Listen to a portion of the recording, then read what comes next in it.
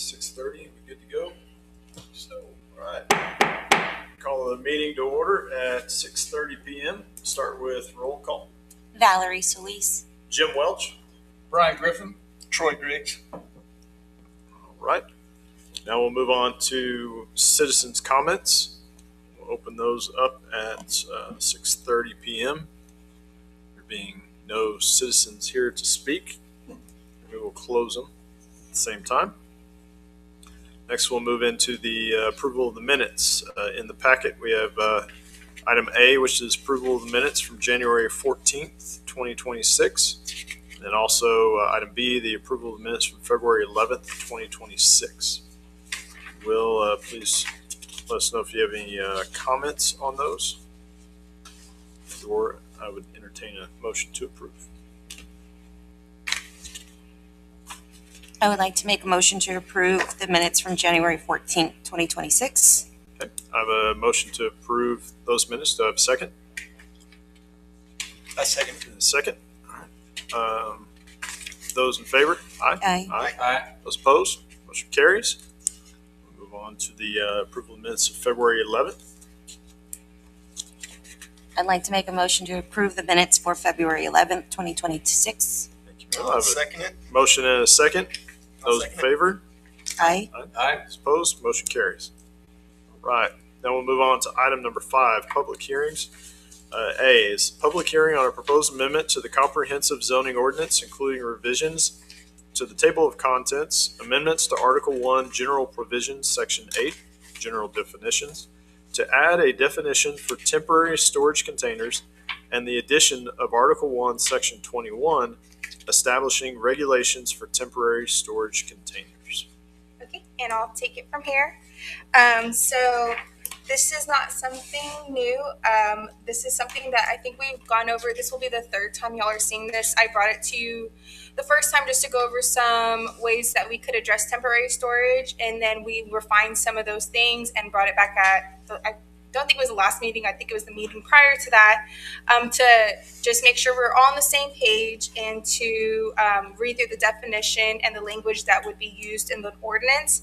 And at that time, y'all decided to go ahead and move forward. So I put the public hearing out there so we could formally make a recommendation to City Council. Just for to review it just for a second. So this will define temporary storage containers in the city of Castroville, which we don't currently do right now. It shows the permitted uses, the duration limit, location standards, and maintenance standards, and also permit requirements that are also associated with those temporary storage containers. If y'all remember at the last meeting, y'all wanted me to include like a temporary permit for temporary storage containers to allow for up to 7 days. And so I also include that language in the ordinance. And I believe that was the only recommendation that we needed, that I needed to make to that. So I went ahead and did that. And so now it's here for y'all's review and hopefully recommended approval to City Council. So. Okay. So with that, we'll move into the public hearing portion. Go ahead and open the item for public comments at 6:33 p.m. There being no public here to comment, we will also close the public hearing at 6:33. And then we will move into the next item, discussion. So item A, discussion and appropriate action on a proposed amendment to the CZO as previously read. With that, we'll open the item up for discussion amongst us. Okay. Well, I think, everything that Marcus brought up, because I think he was the one that initiated it, or that topic of discussion. I have not seen any issues as written. I think it does include everything that we have discussed the past several times. So thus far, I don't have any issues. Okay. Thank you, ma'am. I have one question for you, Brianna, on under Exhibit B, on C, placement. Thinking through this for a commercial development, it lists areas where for the placement they should not be located, and it talks about public rights of way. It also lists public parking areas. So my question is, if this is a commercial building that's going through a new tenant finish out, so renovating the inside, Mhm. will they be allowed to put a temporary storage container over parking spots in their parking lot while they renovate the building? No, so I think, and that's to speak to, because over at Walmart, they put a temporary storage. That's one thing, but imagine if a commercial business down in downtown or somewhere like that, if they were to put that temporary storage over 2 or 3 parking spots, and that would eliminate from the parking that they need for that business. So I believe that's why that's why that language is in there. But if we feel like that's too constrictive, then we can remove that. But I think it's just more to make sure that they don't park in the parking spaces that are required for that business. Okay. Yeah. In the thought process of a downtown, what I was thinking of downtown businesses, understanding that they're all very tight on parking that they do have, if not street parking, there may be limited options. It may just be a fire lane and parking. So something tight, like let's say the Doe station or whatnot, does not have much parking, right? Or much additional drive area. So there may be, I could see certain circumstances where the flexibility, if a business is not in operation, to take up their parking spaces may be needed just to facilitate a place to put the box. Okay. But I just a understand that. thought. Yeah. No, I completely see that side of it. So what would that process look like? Could we put it in the ordinance that, if parking is constricted or whatnot, that they need to come to the city for approval? Or what would that look like? Let's see if this one. I'm trying to see how it would be worded. First, or change to not little bit of right away required parking areas. Could you Maybe add put like an exception, like except if only option or something along that line, where if that's the only option that you have to put it, or except if business is not in use or something along those lines, so they are allowed to park or put it there while they're doing work on that business. It would just be kind of a sticky situation if they only have 4 parking spaces and they're utilizing 3 of them to put a Connex there, and now they only have 1 if they're in operation. So that would create, I think, problems for adjacent property owners. So what do you think would be better? Doing an exception unless it's the only viable option to place there, or exception if only business is not in use at that point? Yeah, my thought was not to present an issue without a proposed solution. Was it maybe after where it says required parking areas, further expand on that and say required parking areas needed for business operation. So therefore, if there's no business operation, the parking's not required. But then 2, if they have excess parking, they could potentially occupy some of those stalls. Another scenario, like if the Dollar Tree were to renovate a portion of their interior, but still parking, that they could put a temporary storage unit or item on the parking stalls. Yeah. Okay, I like that. Like needed for business operation. I think that works well. Thank you. That was the only thing that stood out to me. Do you guys have any comments? I do have one curious question. So we're general contractors and we use portable storage on our job sites, and sometimes they get brought back to our yard when they're not on a job site. How does this impact something like that? It gets brought. What do you mean gets brought back to your yard? So we own portable buildings to put on job sites to store materials. When they're not on the job site, they come back to our yard, which is within the city limits of Castroville. Okay. So how would that be impacted? Oh, okay. So like as your commercial business, you have a site that you store those Connexes. Yeah, 90% of the time they're on Yeah. job sites, but when they do come back to my yard, we have to put them somewhere, and we are within the city limits. And it's within a yard. It's not within parking. It's fenced in and it's privacy fenced and all that kind of stuff. But they would still be there. Yeah. So I guess because this isn't really well, it is speaking to storage containers, but you're talking about storing the storage containers. Yeah. Not in And we would have. Yeah, There's nothing in Yeah. them, but they're there nonetheless. But it's zone commercial, right? It's own commercial, correct? So that would be one sense on its own. Yeah. It's just a curious question because other people are probably going to run into the same issues, and we would have other places to store them. But I'm just curious how it would impact somebody who doesn't have places to store them. Storage containers. Yeah. So That is kind of, it's different because I feel like it's kind of outside of this because it's not that you're utilizing it for storage, it's like a part of the business. Yeah, Yeah, he's not and- within the 7-day and when time you- frame or the 30-day. And Yeah. same would come into play, say somebody owned a property in Castroville and they sold storage Mhm. buildings. What would they do as far as that goes? If they have the area to store, Yeah. then how would that impact them? Not that I want to see storage containers sold within the city limits. Yeah. But it could happen. Yes. Well, I mean, look at the bakery. They've got 3 behind the building. That's true. Yeah. You know? Yeah. And now they're painted the same color as the building and they match somewhat, but they're still storage containers. Yeah, the only thing I could think is that if we don't think it's necessarily an issue for commercial operations, is not to put a duration or regulation on commercial operations. If this is specific to residential, then we want to make sure that, which I think that's probably the issue that Mr. Fuentes, when he brought this to the attention of planning and zoning, that it was for people putting it like just in their private yards and having them there or on the street or something like that. But maybe remove the standards for commercial altogether, so you don't run into that issue, because the way I see it, it's not going to distinguish if they're just temporary storage containers and you having them on your commercial property. Even if you're just storing them for the next time you have to use them, it's still just storage of a temporary storage container. So I think that might be, because then if not, then you would have to get a permit every time you would bring it back to your property, and it's not associated with the building permit. So really, all of this stuff you would be in violation of all of these regulations as a commercial. But if it's a commercial property, we could take all of these really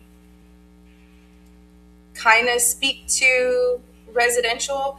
I think the only other issue you may run into, well, that's still residential, as I was thinking like new construction and all those things, but those would all be associated with the building permit. So I don't know. Yeah. And are those allowed for under 90 days? For Um, example, It's as long as the building permit's active. Right. Yeah. Yeah.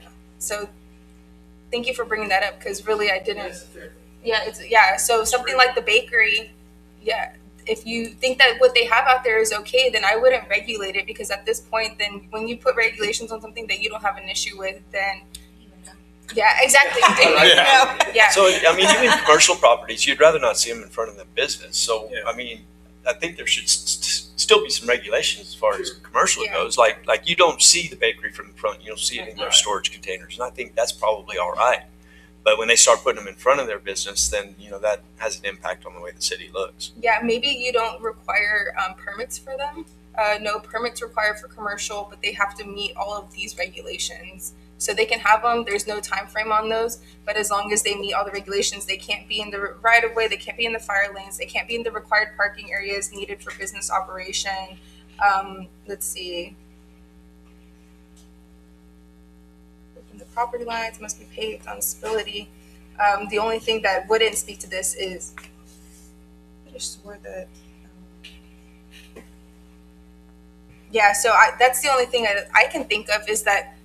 But I'm sure there's 1,000 million options out there. But the only thing right now I can think of is not requiring a permit for temporary storage on commercial properties, as long as they meet all of the placement,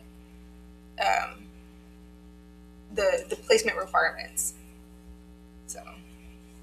I think that's a good idea, because the issue that brought this in front of us was focused mainly on residential, right? Yes. And so we haven't seen an issue with commercial, and obviously there's some good points being brought up on Yeah. how that could impact Yeah. businesses. Do y'all think that's a good solution to that?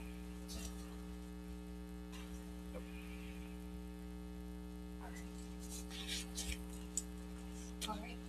Good. Some good conversation. All right, are there any other comments, questions? I think that before y'all recommend approval to city council, I would prefer cleaning up this ordinance to make sure it's what y'all envision. So I would not recommend approving tonight. I know we did the public hearing. I don't think it's required to have another public hearing because we already ran it for this specific topic. It's just going to be that it has to come back, that I'll bring it back the next time with these changes. And if, as I'm going through maybe the commercial stuff, if there's anything that I notice, like, okay, since we're not requiring a permit, is there a placement issue? Or if, like, read through the placement language and make sure that it's what we envision, like you said, not in the front of the business, things like that. Then I can go through all of those things. Okay. Does that feel better? Okay. All right. Sounds good. Okay, very good. So Was there any additional comments though for temporary storage? No? No. Okay. So if we're good with no action on that, other than direction of staff, we'll move on to discussion item B, nomination and election of the chair and secretary position. So I will handle these independently, I believe. Is that correct, Brianna? So we'll start with the chair. Yes. So we'll start with the chair position and open nominations. I nominate Jim Welch. Are there any other nominations? I agree. If not, we'll. If it ain't broke, Thank you. don't fix it. All right, I'll close nominations, and with that, I'll accept the position by acclamation. Thank you, I think. Now we'll move on to secretary. I'll open nominations for secretary. I will self-nominate myself. Good. You got something hard to do in the job. Yeah, doing a great job. Yeah, there you go. Like you said, if it ain't broke. Yeah, it ain't broke. Any other nominations? If not, we'll close them. And Brian will be nominated by acclamation. Congratulations. Thank you. Right. Next item, C, discussion and possible action on an adoption of the development agreement policy. Okay, so development agreement policy, this is another thing that y'all have seen multiple times at this point. So we just had a joint workshop, I believe in February, with city council to go over the development agreement policy. I thought it was great. I feel like we literally accomplished what we were there to do and get some come to an agreement. And so the changes that were made based off of that workshop was, well, first adding an opening statement to establish expectations. As stated in the workshop, Bob Lee provided some comments for the development agreement policy, and overall everybody seemed to be okay with those comments that he provided, and that was one of them, was to add that opening statement. The next one was to update the language when reflecting the values more as clear expectations than something we would like to see, so using more language shall than should.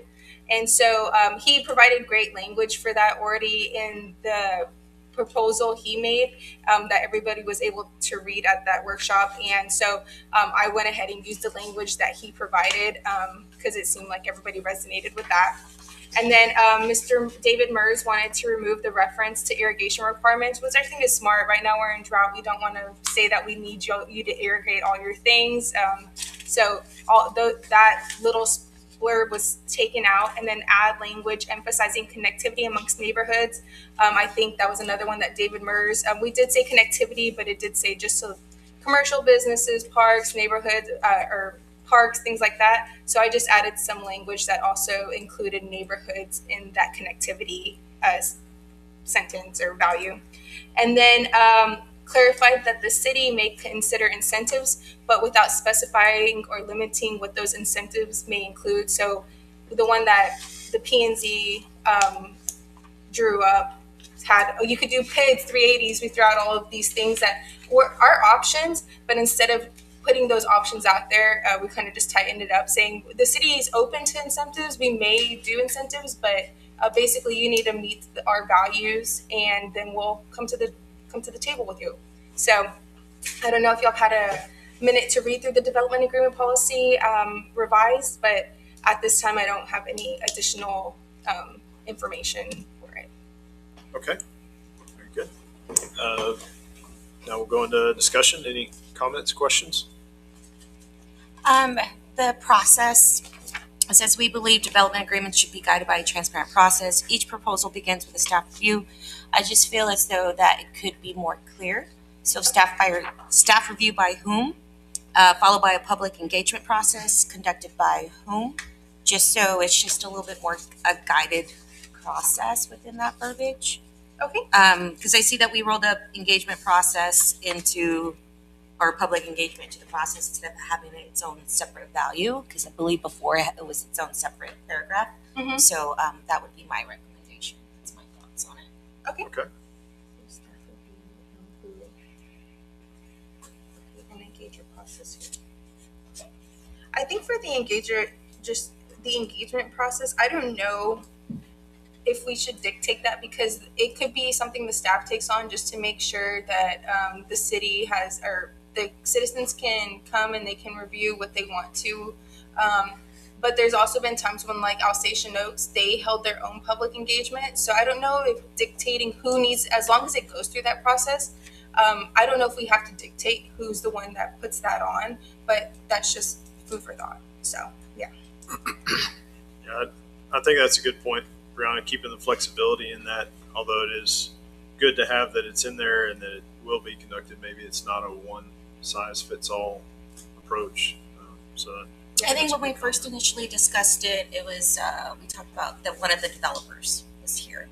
And we discussed whether or not they would be the ones to engage with the public. And that was something that they concurred to. So, so that's how I kind of came to that assumption that it probably should be dictated instead of reliance on the city to do it. The developers need to be engaged. But, I mean, if we're looking for flexibility in a development agreement, I don't know if that's the correct way to go about it. I thought it'd be a little bit more structured.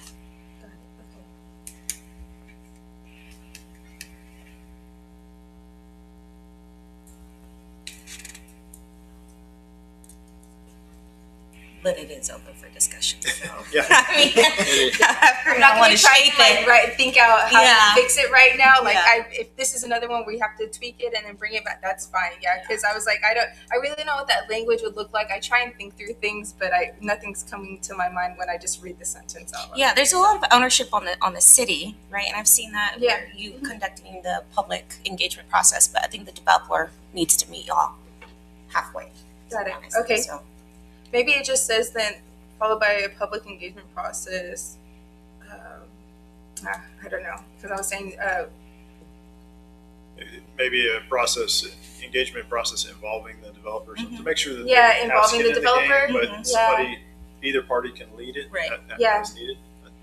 that's a good one. Probably just involving the developer that gives residents the opportunity. Yeah. Yeah. Okay. and that's why you're the president. Good job, Jen. Involving the developer.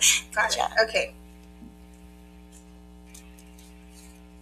Brian, do you have any comments? I would just say in regards to where we're going down the road with that one, I think that their suggestion is good, where you can basically say, yes, you are going to engage, and the city will help you if you don't want to do it yourself. Great. I did agree with Councilman Lee's position that we needed to kind of maybe strengthen the language when it came to the wants, needs, and desires of the city. Were expectations, full expectations. Mhm. And I think based on what I've seen, we were able to include a lot of that. In discussion with a few people, I get the sense that there's not a lot of cities that use development agreements specifically. I mean, they have a process, but I don't know that they go through and have a white paper like we're trying to develop that we hand to a developer when he first walks in the door and say, here.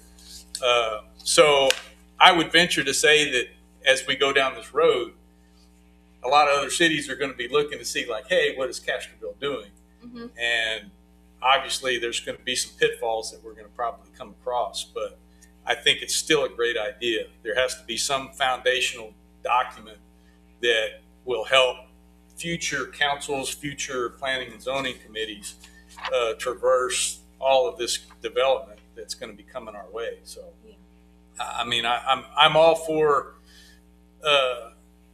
getting specific things, but if it stands in the way of getting a development started and making that process flow better, you can kind of step on yourself. I know when Councilman Mertz was kind of going and get down into the weeds about the type of faucets you put on houses and stuff like that, that can get very cumbersome. So I would say that we need to stay away from that. Yeah, definitely. I think, yeah, and when I was doing research on this also, and even, so this started off as Simple City doing this process. I think this was 2 or 3 years ago. Yeah, right? I think maybe 3 years ago now? I don't know. It seems like such a long time. And even they had not seen a development agreement policy, even though that one was a whole lot different. They hadn't seen anything like that, but that was something City Council had asked them to do for them. And then so when Simple City stepped back, and then and City Council decided to rescind that policy and then move towards in a different direction, but still a development agreement policy. Man, I did some research and I couldn't find really any language on it either. I thought for sure even City of San Antonio would have something. They do have language within their subdivision code that speak to development agreements and how those processes work out, but nothing where it's just like a standalone document saying this is what we value, this is what we want to see from development. So I think it's definitely one of the first ones out there. I don't know, because I couldn't find anything. I mean, ChatGPT knows everything. So yeah, I think you're right. I think people will be looking at stuff like this in the future. So, Mr. Griggs? I think it's a great forum. I think it's a great introduction to what our expectations are, and it also is specific enough to let them know what we're looking for, at the same time vague enough to keep the communications open. So I think it's well written. I agree. Just to add to that, as you mentioned with the Simple City, I feel that document was more of a boilerplate starting point for a development agreement. It's very intensive on details and processes. This has become more of a guiding document for the discussions and has still left room for creativity by the developer to come and impress the city with what they want to present in exchange for the ask, whatever that may be. So nothing within here stood out as an issue to me. I think as it's written is a good document to send back up to council. It reflects our workshop, those discussions and input you received, and could be something for their consideration to adopt. Great. Well, if the only comment is just after a public engagement process involving the developer, then that's something that I think if y'all are comfortable with approving and or recommending approval to City Council, then that's a change I can make, including that language. So. Okay. There's no other discussion. I'd entertain a motion. If you so choose. Okay. Okay. I'd like to make a motion to approve the adoption of the development agreement policy. And question on that motion, do we want to include as noted during our discussion? Yes, as noted during our discussion. Okay. I have a motion. Do I have a second? I'll second it. I have a motion and a second. Any discussion? If not, those in favor say aye. Aye. Those opposed? Motion carries. All right. Move on to the next item. Item D, discussion and direction on the proposed updates to Chapter 24 signs and signage, specifically Sections 1, 2, and 3 of the draft ordinance. Okay. So after we had our last meeting about signs and signage, sorry, I'm getting my bearings about me. Oh, here it is. Okay.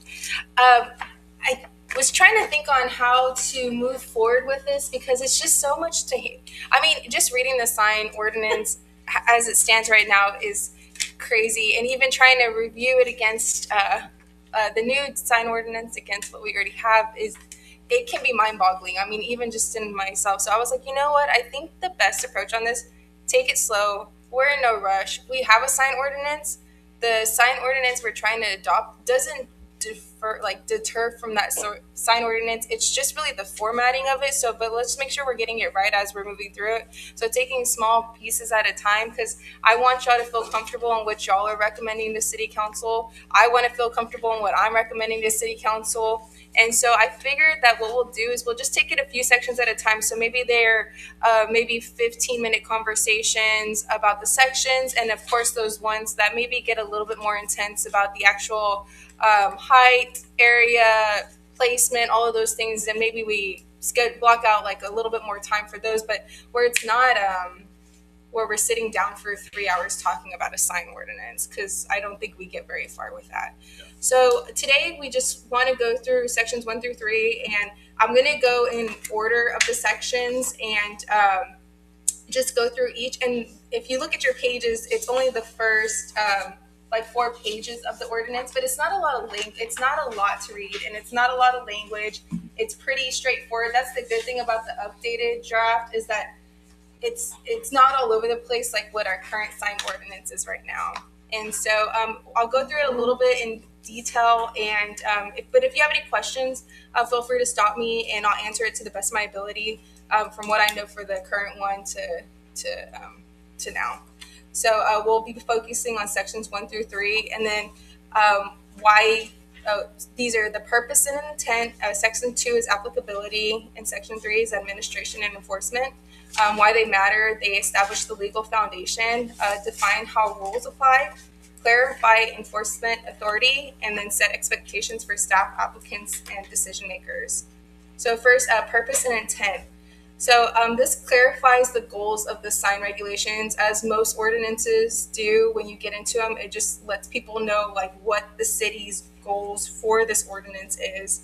And so some of the key elements include balancing safety, aesthetics, and communication needs, protection of public safety, preserving the community character and economic value, and recognition of constitutional protections for free expression, and then establish of authority under Texas Local Government Code. Some of these things, those are just now, we don't have them in our current ordinance, but it's because over the past 10 years, there's laws that have been made, and so now this is up to date with all of those laws. And so it just helps ensure legal defensibility. So in all of this, that's really what it's doing. It's just showing the objectives, the goals, the purpose of the city, giving all those constitutional, the Texas Constitution, the city policing powers, Texas local government, and these are all just legal things that you have to have in your ordinance, especially for sign. So you know, and we have those already in our existing ordinance, but they're updated to reflect the most current law. And then no waiver of liability. That's just something that we always have in all these ordinances, severability. And then relationship to other ordinances. This is just saying that we have a sign ordinance, but if there's a building code or a safety code or a traffic, or TxDOT has a traffic code that says you can't do this per our code, then this that trumps this. The sign ordinance never trumps those things, because building and safety is always comes first. So, but this was reviewed against all other laws and regulations, so that shouldn't be an issue. Is for the section 1 general provisions, is there anything that you have questions about or stand out?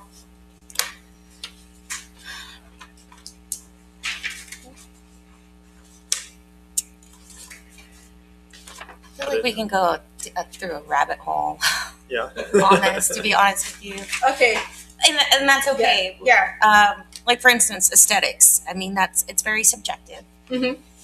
So is that coming from another source, or is it just something like, where did that term come from?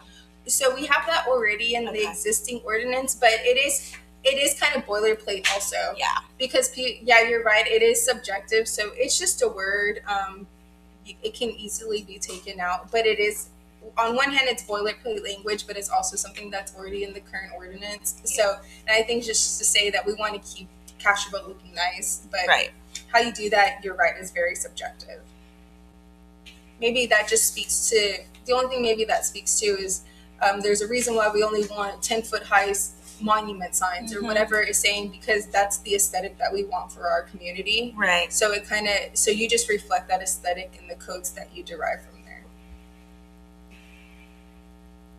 I mean, it almost, like, maybe if we did a hierarchy of those words, right? So move up safety, health. Mm-hmm. morals and general welfare. I don't know if aesthetics really needs to be The in first there. thing. Right. Yeah. And instead of aesthetics, maybe replace it with just community character. That's just my recommendation, obviously, of more Yeah. discussion. I mean, because this is not only for citizens to follow, but also code compliance. So we need something that's well written to where both parties understand. Mhm. And that seems Yeah. to be the issue between citizens and code compliance right now. Yeah, Yeah. definitely. So, I agree. So you can do to promote safety, health, general welfare, morals, and community character. Yeah. Yeah. Mhm.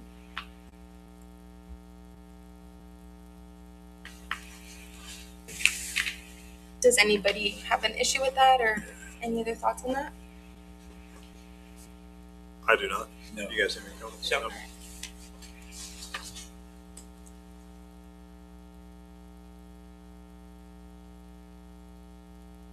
Any other comments? Not for section 1. And we'll go ahead and move on. Anything else for section 1? All right, and I'll go ahead and move on. Like I said, this is good, little bite size. Mhm. Yeah. We're going through. Okay, section 2, applicability. The key elements include where this applies in the city. So in the new ordinance, it applies within the city limits and the ETJ, which is how it's stated in the current ordinance also. So it's not just the city limits of Castroville, it's also anything that's in our ETJ. Establishes, and that is something that the Texas code does allow us to do. So there's very minimal things that we're allowed to do in our ETJ, and regulate signage is one of those things. And then establish that all signs must comply unless exempt. Introduces a permit system and exemptions, and then clarifies that signs not expressly permitted are prohibited. So if we don't talk about them in our ordinance for whatever reason, I think we pretty much captured them all. But if we don't, that means that they're prohibited within the city limits and within the ETJ. So, and that just try to leave room for people. I don't know. They probably come up with some crazy terms. So it's like for some crazy things. So let me think. And So the guy down here he was in not compliance with when he had the big round tail. Remember, he had a hard time spelling some words. Her rocks are very clean. I'm like, Does that count as a sign? yeah. Is that a sign? I'm just curious. The yeah, metal so water that's trough? I don't know. It's junior So- ties. Yeah. Oh, okay. Yeah, I was like, what are you talking about? I was like, I don't remember approving a permit for that. Okay.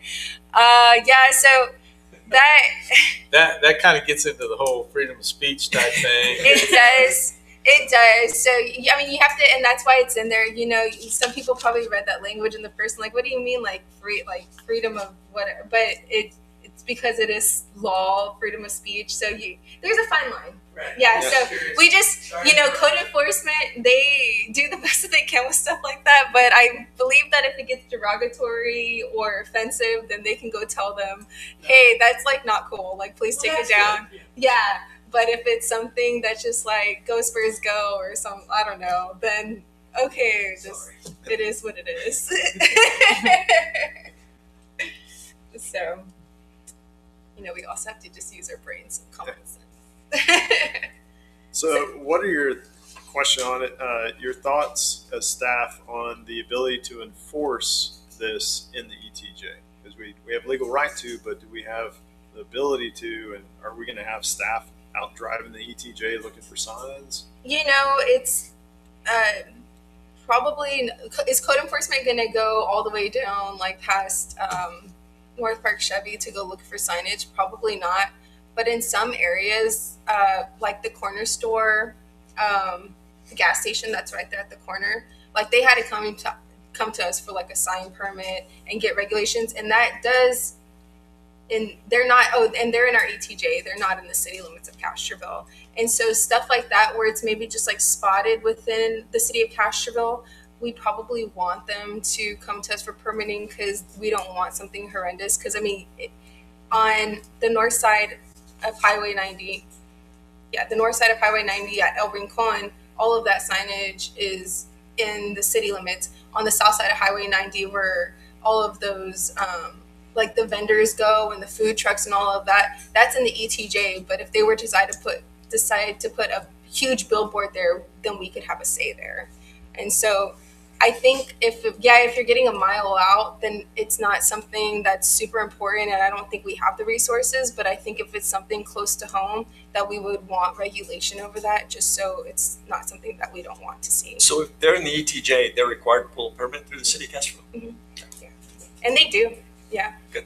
So Is it complaint driven? Like to give some question? That's true. But they're also a lot of sign companies know that regardless if they're in the city limits or in the ETJ, they know that they have to come to the city for permitting. Unless, like I said, there's that weird, like if they're a mile out, you can't see the city from where you're at, then that would be complaint driven because we're not having code enforcement go out there. Yeah. So But you do have the authority to. we do have to. And why wouldn't you control it? Because you never know where your city limits are going to be 2 Yeah. years from now. Mhm. Yeah. So I would control anything you can control. Yeah, and we do try. Yeah. So hey, if the state will let us. So I see what you're saying, Jim. It's like if you can't enforce it and you don't have the staffing to do so, but I think if it's just right here where we can, and it does, and if it's within like where we can see it as we're driving down the highway, then we want to try and do something about it. Yeah. So. Okay. Mhm. Any other questions, comments on section 2? All right, then I'll move on to section 3. Fun, violations and fines.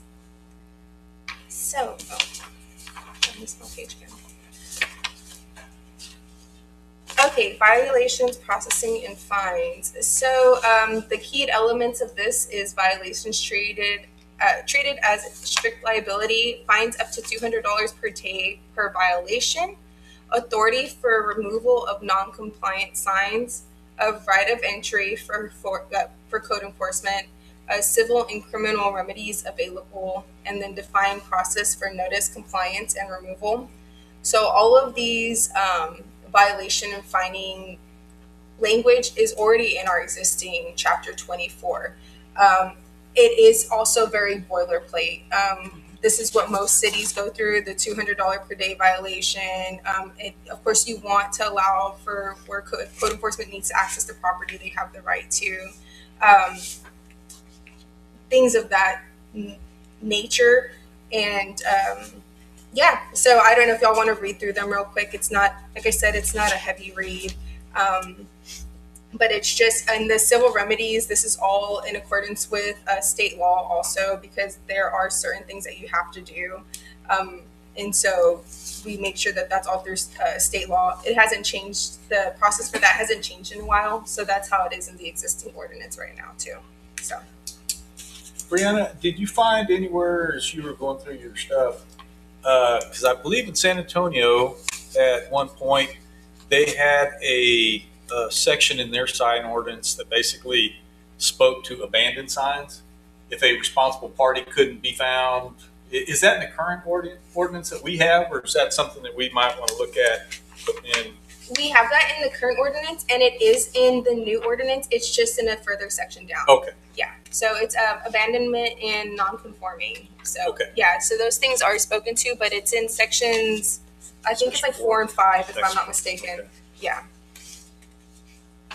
Yeah, because it was real handy. It came in, when you just have a random sign, you're like, I'll buy your trailer, and it's just sitting out there with a phone number on it. And of course, you call the number, it's like, no, that's not my sign. Yeah. So yeah, it's actually the next section we'll go over. It's abandoned signs, dilapidated sign, and sign violations. So yeah, that's the next section we'll go over.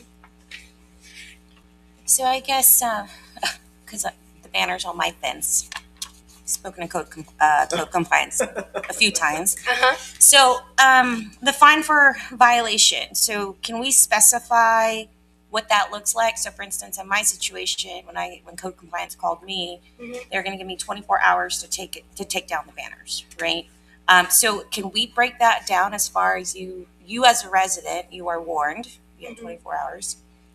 40 on the second day, that's when we start fining, or can we break that down clearly? So, I would be, because I don't want to speak on code enforcement's behalf and their capabilities and how their processes work, because one, they have to abide by state law and how they do certain things, and two, that's their department. So I think as a whole, if there's an issue with code enforcement and the process of that, maybe there's a policy that needs to be put in place for code enforcement as a whole. I don't know if speaking to how they do their process in our sign ordinance is the best way to do that.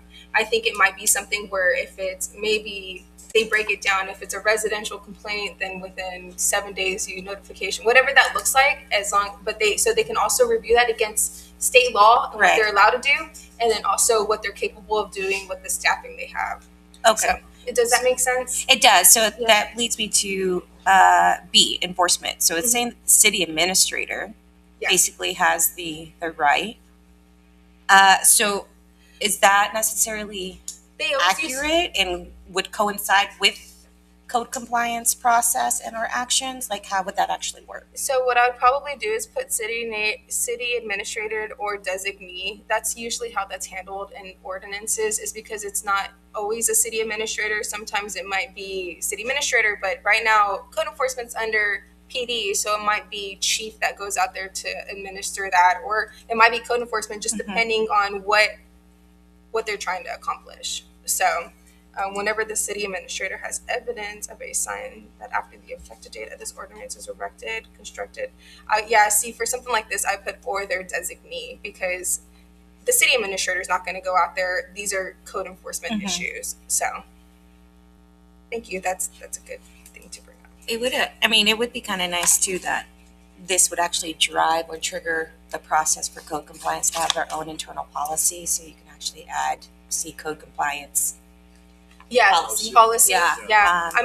I think that maybe, and I don't. If there's one out there, I don't know of it. But I don't think there is. All I was sent was just the ordinance itself, what I was violating. There was no process with it. So that's why I'm saying, like, we're a citizen, we only get a copy of the ordinance and which ordinance we're violating. There's no, you got 24 hours to do this, 2 days to do this. Yeah, and I think that's something maybe that code enforcement should look into. I just think it would be sticky if you start, because if there's a different process for a sign versus a building permit versus your height of your yard's too long, and you try putting those processes in separate documents, then it would be really hard to navigate. You just want a code enforcement policy or something that they go by, and they can set those goals themselves or those timeframes themselves. And then code enforcement would determine, because it says for fines up to $200 a day. I would assume. Which that's a enforcement class determines misdemeanor. Yeah, how much that is. Yeah, and that's the fine that's throughout the entirety of all the CZO and all the ordinances is up to $200 a day per day. So. And there may be some leeway left in the stuff that you read, mainly because in a lot of those situations where an enforcement officer, policeman, code enforcement, whatever, you go out, they have some discretionary use of how they enforce a particular ordinance. Yeah. And instead of saying, okay, we're going to start fining you tomorrow, if it's written down, they got to fine you tomorrow. Yeah. Whereas if the officer comes out and say, I'll give you till next week to get that down, it gives him a little bit of enforcement leeway.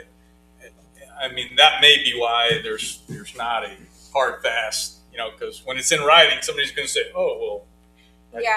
Yeah, we've seen that before with like personnel policies and things, like when it's in writing, but there's things that happen, things that come up where maybe there's a circumstance where they couldn't meet that. But, code enforcement is always trying to play nice for the most part, where they want to enforce the codes because they have to, and that's their job, but they also want to go and talk to the people and try to get it done as civilly as possible. So putting a hard stop, if they're like, hey, I can't get it down for another 2 weeks because that's when my son can come out and help me. We've had that before with some other stuff, and they're like, okay, that's fine. Just make sure when he comes into town, he can help you do that. So maybe you're right. Maybe it allows them some flexibility, because then if they're not following their policy, then they could get in trouble. Well, there are certain, I know, like I said, based on my past experience, there are certain situations like in San Antonio, I don't know how ours will match up to that are civil in nature, that they will be enforcing, which requires a whole different timeline. I I mean, you're talking,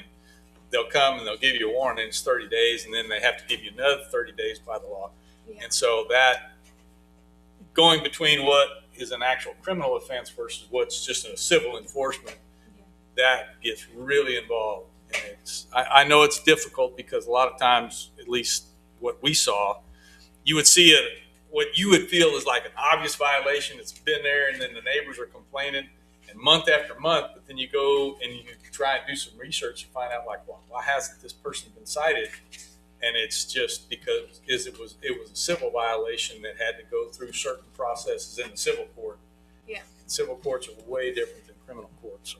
I think it's like the same thing with junk vehicles. Like people get, they don't like to see them there. They don't like them to be there. They don't have tires on them. They're on the bricks. But I remember I went through the code enforcement class, but this was like 7 years ago.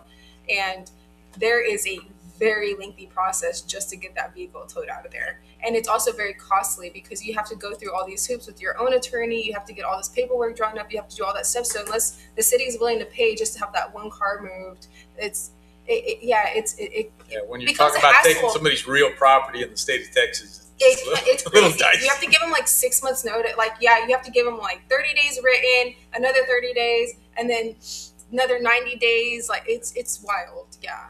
So So the right of entry. So you're saying that code enforcement or whatnot can just go on your private property to remove a sign. That's kind of how I'm reading that. Yes. if deemed that they can by this ordinance, so abandonment of signs and things like that, then yes, they can do that. That's how it is with a lot of, like, if the city wants to go through that process, like I said, to remove a junk vehicle, to come cut your grass because it's just out of control, they have a right and there's a process in order to do that. As long as they follow that process to get there, there's already language within the city that allows them to do that. So It's only if the sign is a health hazard and or visibility issue or whatnot.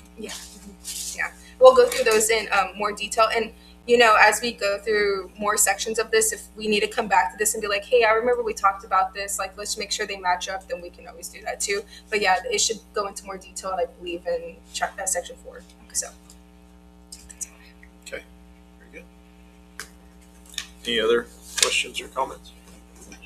I think we covered the one I had and how we enforce currently, so I don't have any additional comments. Okay, cool. See, that was easy. So that's section 1 through 3. How many sections? God, I think it's 12 total. There's a lot. Just taking one bite at a time. Yeah. There's 14, Yeah. but one of them's definitions, and I don't really count that one. I'm just kidding. We have 11 to go. Huh? 11 to go. Yeah. But I do think that things like types of signs, and like, I think some of these it's going to be like just that one on that meeting because, you know, Some are going to be pretty in depth. yeah, they're more lengthy. These were like 1 page each. Some are a little bit more lengthy. It's a good So, start. okay, good. And then so moving forward, I'll incorporate the feedback that I already got into these sections, and then we'll go through more sections in the future.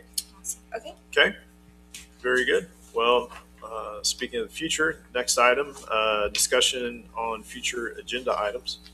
So we will have this back in front of us, the next chapters, next meeting. Is the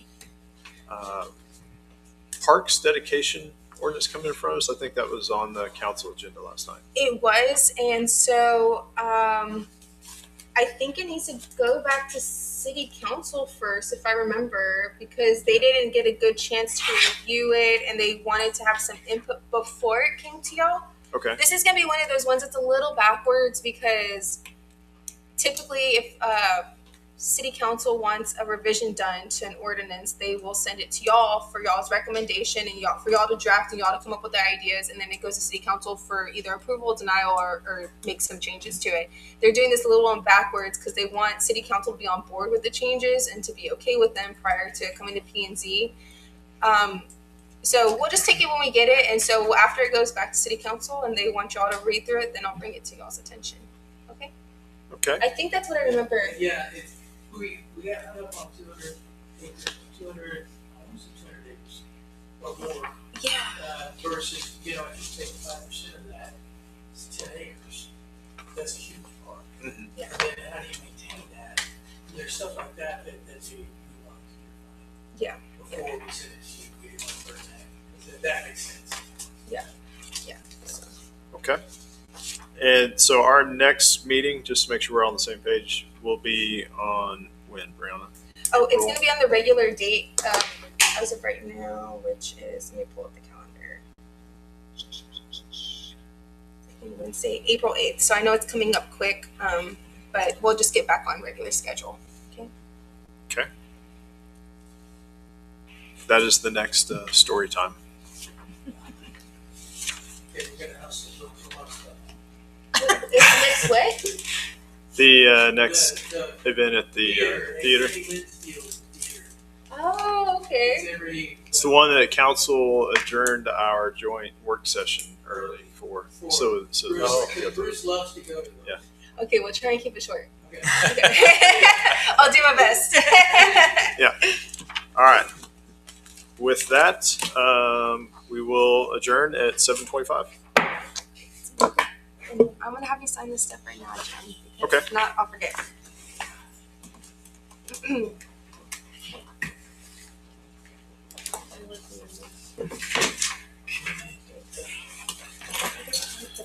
So we'll just push that one right there.